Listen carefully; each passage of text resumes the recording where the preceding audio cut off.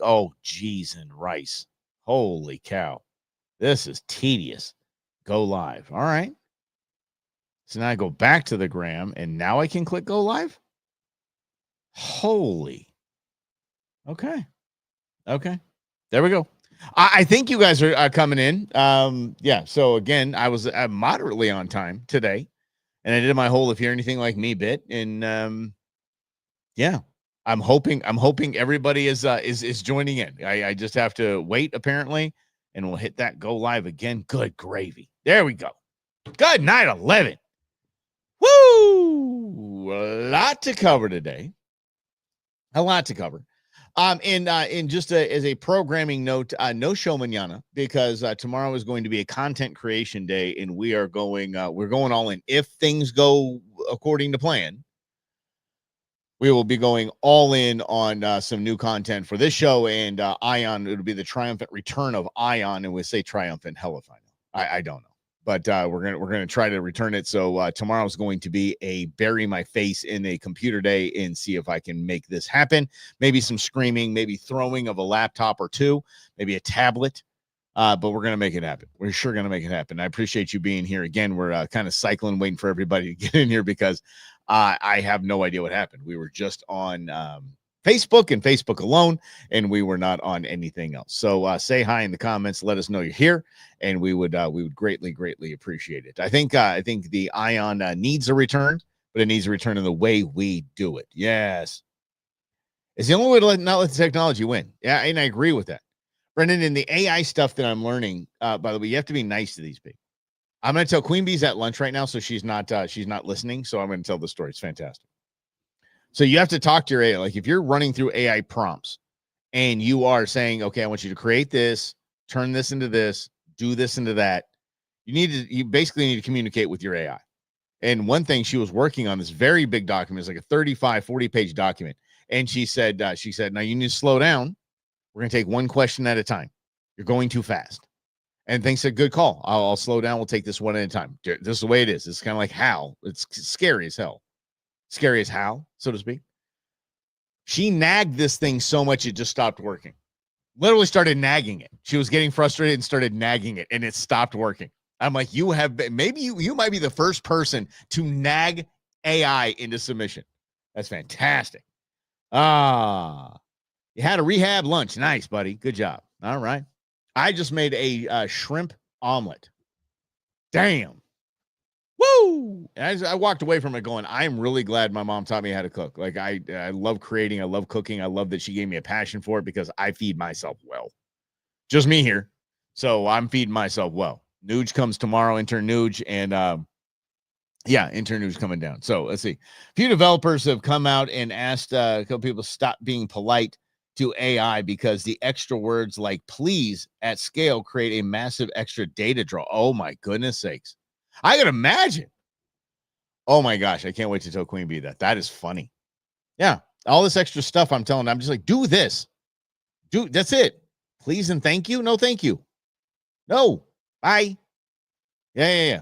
So, So anyway, that's just it. And I think it comes to the game cooking as well. I'm glad I get to experiment and have fun with game cooking, and really limit what I take into my body from grocery stores.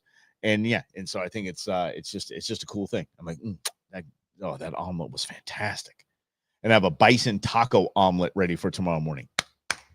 Yeah, let's go.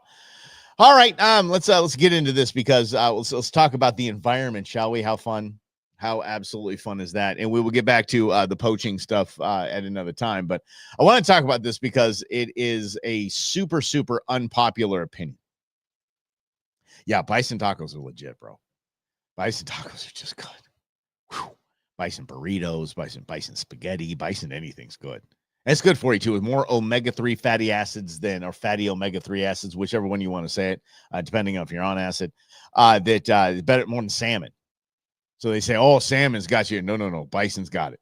Bison's got it down, especially make that steak medium. Ooh, medium rare. Mm-hmm. It's like a multivitamin, I tell you. I love game meat. I love game meat. I'm not a huge fan of Dove, but I like it. So I have some to cook up from the first half of the season. We are going to go out and put a thumping down. in November, guys. We're gonna absolutely crush. It's gonna be a ton of fun. Or November, December timeframe. It's a long season. It's a month and a half. So we'll go out there and we'll hopefully bring the new Green Mountain Grill tailgate smoker and just smoke some of them up right there. Oh hell yeah, let's go. Yeah. So we'll have fun. Yes. Bison filled with bison meats. That's right. Yeah. No, it's in, what is it injected with? Like all the store-bought stuff. Is it injected with it? It's injected with bison and a hot dose of vitamin yum. Let's get to this. I love having an unpopular take. I really do. And one of my most unpopular takes that I've ever thrown out on this program. Wait, I have to pause again. Squirrel! Hold on a second. I got to pause. Guys, I got good news. This humble program, The Go Show with Mike Russell, has been selected by your Arizona Game and Fish Commission to receive the 2025 Media of the Year Award in January's banquet. Yeah, we won. So should I don't even know which one's the I don't even know which one's the applause. I really don't. Is this one it? Nope, it's the laughter. There it is. There we go. There we go, ladies and gentlemen. That's right. Yes, we have been selected. I said we're selected 2025 Arizona Game and Fish Media of the Year. Thank you very much. So pretty cool on that. Been fun getting knowing that I was nominated and then knowing I was getting picked. That was pretty cool. And so we are going to be accepting the award at a banquet that I'm going to be emceeing. That's awkward. And for our next award, me, ding, a little wink there, ding, and it is interesting, but it's really cool. It's a big honor, and we're very thankful. We're humbled, and we'll get a 3-minute acceptance speech, and then we get on our way. So that's pretty damn cool, right? Yeah. So good job, guys. Good job, team. Let's keep it up. And moving on, there was an article that I saw that reminded me of my most unpopular opinion on this program, and here it is. Sunscreen is crap. Sunscreen you don't need. You do not need sunscreen. I'm going to tell you this again. No, this is not a Tom Brady. If you read his TB12 book. Oh, thanks, Mike. Come on. Oh, buddy, come on. I mean, you see, that's why that kind of stuff you get up there right there. Oh, come on, pal. All right. Yeah. Was it wear a gold-plated dove? No, it's just a plaque. Hang tight, I'll show you. Because this is the second time I won. Hang tight.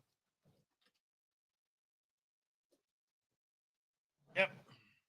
Looks like this. That's it. So it's from 2018. Yeah. Yep. I think the new ones are a little different, a little nicer, but yeah, that's what it is. That's what it is. But anyway, sunscreen sucks. You don't need sunscreen. And again, this isn't a Tom Brady play. If you read his book TB12, which no one did, Tom Brady, except for Patriots fans, I'm sure Rob read it. But he claims in the book, if you drink enough water, you will never get sunburned. It's the dumbest, probably most dangerous crap I've ever heard somebody say, but Tom Brady can get away with it because he's a fruity little nutcake and the greatest quarterback of all time. Anyway, I'll at least give him that. And I don't know. I mean, he was married to, he had a sugar mama, if you guys know this. Tom Brady's wife, Gisele Bündchen, she actually made more than Tom Brady. He was like, this is what I'm contributing to our family this year. And she's like, cool. What are you doing next month? Yeah, right. Anyway, I learned this from Kevin Nakata, the Sea Samurai. When I asked him, I said, we're out in the kayaks in La Jolla, and the sun was just beating down on us. So I started throwing some sunscreen on. And I said, Kevin, you want some sunscreen? He goes, I never use that stuff. I'm like, you freaking kidding me? Dude, you're Asian. You're going to cook out here, bro. And he goes, think about this. He said, if you weigh the two options, natural UV light from the sun, which our bodies have evolved to adapting to for hundreds and thousands of years, vitamin D, all that, and then you get sunburn. Is that worse for you than putting chemicals onto your skin that your body absorbs and that stop vitamin D absorption and any sunlight absorption? He had me right there. So there has only been a very, and I mean very few times that I've used it since then. And mostly it's Queen Bee's fault that I'm using. Just put it on. And she starts doing that. I'm running. I look like the little kid that doesn't want to get his mom like smothering the stuff all over his face, so he's just running away from her at the pool. That's what I look like. So me and Queen Bee visual for you. But I don't use it. I limit my exposure to the sun by time. I'm very cognizant of the UV index at the time, and I limit my sun exposure. But I'm out there for 10 minutes a day. Now, I'm sorry you can't unsee this image without my shirt on. Maybe I'm, cleaning up Boone's, droppings out there. Maybe I'm mowing the lawn, whatever it is. But in the highest UV, I'm out there for 10 minutes and it's done. And then 10 minutes and it's done. 10 minutes and it's done until I build up. My skin's like, okay, you got this. And then I go to trips like Mexico where I'm not worried about any sunscreen. Just the way it is. But Mike, we were told, they tell us, okay, we were told because they're telling us with their profit motive, period. So then I see articles like this and I'm thinking, not really where I was going with it, but crap, I didn't think of this. I really didn't think of this. And I, me, I am a conservationist. I'm an environmentalist in the way of the North American model of wildlife conservation.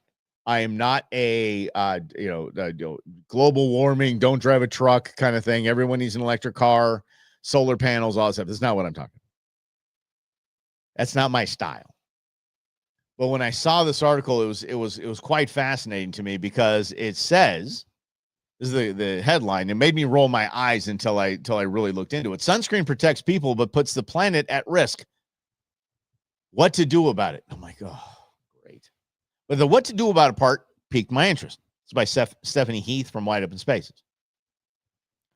It piqued my interest because, okay, well, what are we going to do about it? If you say it protects people, I don't think it does. I think it adds to a ton of ailments, and it's just like eating, druggy processed foods. I meant junky processed foods. Let me come on. All right, here we go. I'm sure we all been told, not proven, about the risk of going out without sunscreen between increased risk of skin cancer and the discomfortable sunburn. It's never a fun time. However, the summer heat intensifying, the ozone layer still suffering. It's not because of my truck. It's not because of your truck. It's not because of sunscreen.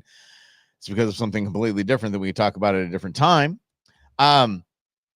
It said this: have you ever read the label on the back of your sunscreen bottle? If you're an average person, you probably have not. However, I am a type A, health conscious person like me. Okay, Stephanie, you're losing credibility with me.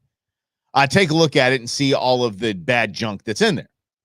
But let's get to the environment part. The University of Plymouth shares that an estimated 6,000 to 14,000 tons of UV filters that are released annually into the coral zones alone. That's UV filters. That's the sunscreen. When they spell tons, CONNES, it's European, so they say things like UV filters instead of sunscreen. The results are disastrous. Many regions have seen a decline in coral reef health and have banned the use of typical sunscreens. Instead, they only allow reef-friendly versions. Profit margin. Even scarier part, as experts now fear the harm those chemicals extend beyond just the coral reefs. I wouldn't doubt that. You get hundreds of thousands of people going to the beach every year, and they're slapping on all these chemicals, and then they're jumping in the water. Well, where does that go? The salt filters a lot of it out in the natural filtration system of the ocean in beautiful Mother Earth. They take care of that. But I mean, some of it gets in, it's like the fish are like this. What is this crap? What am I breathing right now? It's awful. If you guys know anything about me, if you don't know anything about me, I'm sorry if you know anything about me. How pretentious is that? You might know something about me is that I am afraid of aerosols. I have an aerosol phobia. I do not want anyone to spray an aerosol around me. I do not. If I walk in a bathroom and somebody just like power sprayed that with aerosol, I'll walk right out. I'll wait. I'll hold it. I don't want to breathe in those chemicals. It always freaked me out. I hate aerosols. So especially like the aerosol sunscreen, double whammy. There's only one aerosol I do that I just absolutely love breathing, and I have no reason why. It's Lysol. I smell Lysol. I feel like my insides are getting cleaned out somehow. I don't know. I'm not a scientist. I just play one here on streaming, right? But yeah, but but to say it's bad for the environment, I do kind of get that. This is not political by any stretch of the imagination. We are the stewards of conservation. We fund conservation. Us outdoorsmen and women. We fund it ourselves. That's our money that funds that. So I can say this. It's not my truck and trailer and camper or boat that is causing the climate to change in our Earth. I'm sorry, it's not. Ozone, nope. Had nothing to do with aerosols. Nothing. And you can imagine that claim that the aerosols hurt our environment so badly got rid of Aquanet. The hell? Aquanet, you'd get it in the palm, your forearm. It'd cover your whole forearm. You kind of support it with your arm muscle, and then you just kind of give it one of these. Yes. Aquanet was fantastic. Mm-hmm. That's what I'm saying. It's like Aquanet from the 80s. Dude, Aquanet's the way to go, Jim. Tequila Jim said it. Of course. But anyway, so don't buy into this nonsense, especially this one, because we're all dog lovers here. So we can bring this one up because I think it's absolutely hilarious. Mother Jones. Again, we're not getting into politics, but this is Van Jones. Anyway, it's his website. It's begging for donations. It says double your impact. Trump sues to silence the press and try to avoid accountability now through September 30th. Your donation be matched dollar for dollar thanks to a $50,000 online challenge grant. Please. Ninja, please. Who's calling me right now? You can go to voicemail. Thank you. According to Mother Jones, bad news for man's best friend. Dogs are environmental villains. First, sunscreen. Which sunscreen sucks? We don't need sunscreen. But we need dogs. So dogs are now the villain. Dogs are now, this is absolutely horrible. Dogs have extensive and multifarious, love that word, environmental impacts, disturbing wildlife, polluting waterways, and contributing to carbon emissions, new research has found. My reply to all the research, screw and you. My dog is fine. My dog is a pain in the butt to me, not the environment. My dog is a hassle to me, not the environment. My dog takes life off of me, not the earth. Take years off of my life. Exactly. Not the earth. Let's see here. Not as much as cats. I believe that too. At least dogs have a purpose. Cats have zero purpose in life. You can't change my mind on that. You can't. I'm sorry. Zero purpose in life. Unless you live in the Midwest on a farm and you have like barn cats to get rid of rats and stuff like that, go for it. That's it. Domestic house cats have zero value to anything. That, and I'm wildly allergic to them. But I mean, think about dogs and how beautiful dogs are. Dogs are the only example we have outside of being parents, unconditional love. Period. Boom. As much as I can't stand the animal, I love him to death. Can't stand him, I'm crazy about him. You hear that? Can't stand you, yeah. Loves me unconditional. Does not matter. Loves me and me alone. I am his man. I am his dude. I am his person. You don't get that from a cat. Cat's like, whatever. Slobbering fart machines, well, it may change your diet, bro. That's just, I don't know. Maybe try some science diet or maybe some just natural proteins. Yeah. And cats kill a lot of animals too. That's a good call, Brendan. Good call there. Anyway, so there's nothing, there's absolutely nothing you can do. Everything causes, because carbon is the boogeyman. And so once carbon became the boogeyman, then everything emits carbon. Let's get to it here. An Australian review of existing studies have argued the environmental impact of owned dogs is far greater, more insidious, I love these words, and more concerning than generally recognized. While the environmental impacts of cats is well known, they claim, the comparative effects of pet dogs has been poorly acknowledged, said Reach, because they're not, because you're making stuff up, is what you are. In Australia, attacks by unregistered dogs on little penguins in Tasmania have contributed to colony collapse, modeling suggests. These guys are idiots. Keep it up. Get more dogs. Go to the pound, adopt some dogs. Just keep going. Keep as many dogs as you can. As many dogs as you can stand and financially handle, go for it. This is so stupid. Oh, my gosh. While other research shows that insecticides from flea and tick medications kill aquatic invertebrates. So does Monsanto. Chill out. Holy cow. These guys. Everything's got to scare you. Everything's got to scare you out of having a great life and celebrating the outdoors with your dog. Like, really, is your life that sucky? Do you really hate your life that much where you got to look at a dog and be like, I bet that the environmental impacts we need to look at about having a dog? Absolutely asinine. These people are idiots. Because come down to it, I mean, look at sunscreen. We're talking about sunscreen early, and sunscreen's stupid. So sunscreen, and then for me, sorry, y'all can bathe in sunscreen. Don't care.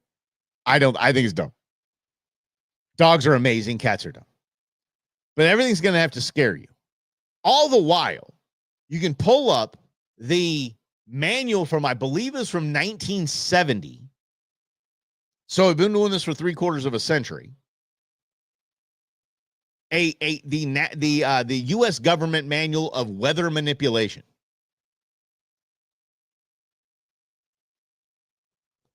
You guys know I'm a huge Jeremy Clarkson fan.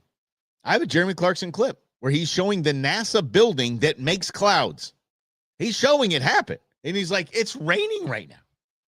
That just causes rain. It's raining from the cloud that was just created by NASA right there. It's not sunscreen or dogs that are killing the environment, people. What up, Grizz? Man, you're just in time for us to dip out of here, man. But there's absolutely nothing that my F-150 is doing, that Jim Chevy's doing. There's no GMC, excuse me, is doing. There's none that your truck's doing, that Grizz's truck is doing, that his bug truck is doing, that the bug sprays are doing, that compares to manipulating the weather and playing God. So don't. Right, Grizz, it's not cow farts either. It's not. It's not my dog. It's not your dog. It's not Jim's dogs. Nope. It's not little Ozzy. It's weather manipulation that we've been doing for 70 years. That's what's killing the environment. I heard from someone in the liberal wing of the tribe this weekend. Oh, we're just, as humans, we're just parasites. We're just parasitic to the earth. I'm like,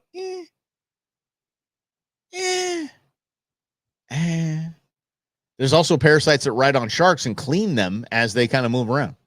Yeah.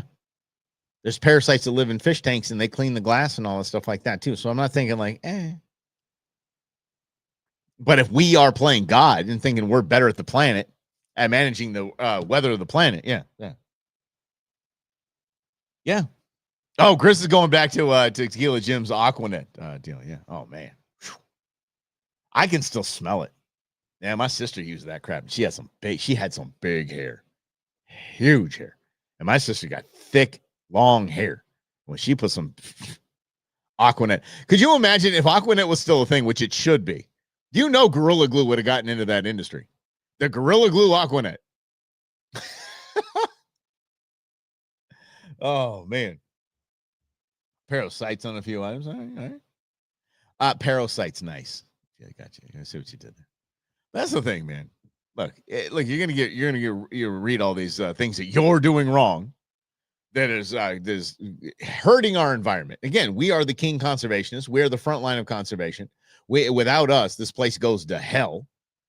So we can talk about the environment. We can talk about climate change. We can talk about all that, but we have to talk like grown-ups. And when your dog and sunscreen is getting blamed, well, that's just look over there because we're over here literally manipulating the weather, like cloud seeding and whatnot.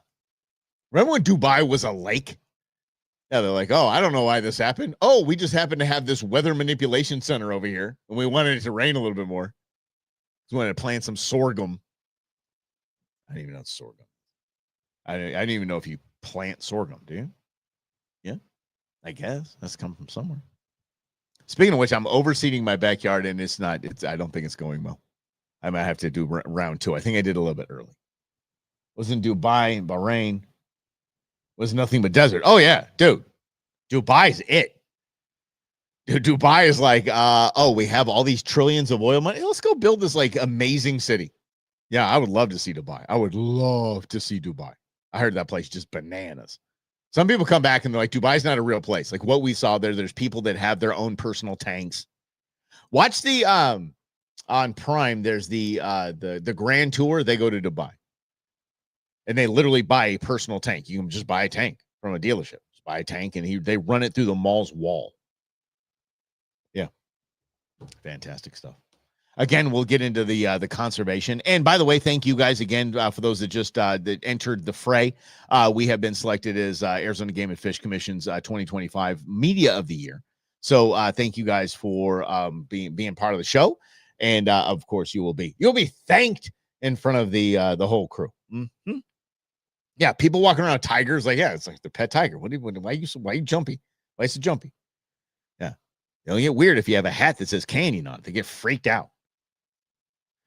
But thank you guys for that. We got, we got Media of the Year. So thank you. We'll be getting that award in January. And I will be submitting they do a video and stuff like that. So I'll let you guys see this. What it is. But anyway, thank you guys for that. No show tomorrow. And let's see, did you high five yourself? I did. So great job. Me? Great job. Hey, thanks to John Colazar. John Colazar is the guy who comes on the show periodically talking about horses.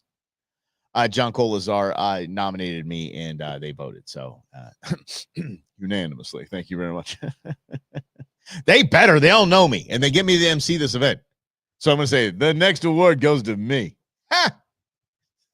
It's going to be fun. We're going to make it happen. Yes, I did high five myself. Yippee-ki-yay. Appreciate that, Chris. And anyway, no show tomorrow. We are burying into new content. We're going to bring in other news back, but it's going to come back in a whole new way. So I'm going to be playing with that tomorrow. I think I have the recipe. A lot of AI, so just stick with me, and we're going to see what we can do. Okay, guys? We're going to make it happen. You all are the best. Thank you so much for hanging out, and we will be back on Thursday. Oh, yeah, dude, I said I demand a recount. They said it wasn't a count. You were the only one nominated. Okay, hold on. Before we go, I'm going to tell you a quick story. When I started this show in 2013, it's been that long, y'all. It's been 12 years. So I started the show in 2013. A year later, I get a call into my boss's office. It was on KTAR at the time. And I get a call into the boss's office who hates me as it is. So I get a call into him, and he goes, I need you to explain something to me. He said, why did I just get a press release from Game and Fish? And my outdoor show that's hosted by you, my outdoor guy, every week, highly publicized. We run promos for it all week. You do the Go Show Minute, the Get Outdoors Minute every morning on Morning News. Like, we're invested in this.